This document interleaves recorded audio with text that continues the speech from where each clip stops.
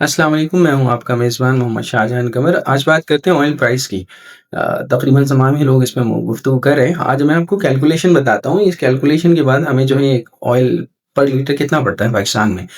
جو حکومت جو ہے خام تیل جب خریدتی ہے کمپنی سے اور اس کو ریفائن کرواتی ہے، اور ریفائن کرنے کے بعد جب پاکستان میں پہنچتا ہے تو تقریباً اس کی قیمت ہوتی ہے 150 سے 160 روپے۔ یعنی کہ بیس آئل پرائس جو حکومت کو پڑتا ہے یہاں پر وہ 150 روپے سے لے کے 160 روپے تک۔ اور اس میں پھر حکومت مختلف قسم کے ٹیکسز ایڈ کرتی ہے، جس میں P D L petroleum development levy ہے، وہ 60 روپے ہے۔ امپورٹ ڈیوٹی اس میں ایڈ کیا جاتا ہے جو کہ 15 روپے ہے۔ ڈیلر مارجن ہے جو کہ 17 روپے ہے، اور اسی طرح سے ٹرانسپورٹیشن چارجز 6 روپے ایڈ کرتے ہیں۔ ان تمام کو سم اپ کریں تو یہ 95 سے 100 روپیز بنتے ہیں۔ بیس پرائس 160 روپے لگا لیتے ہیں، 50 بھی نہیں لگاتے، 160 لگاتے ہیں۔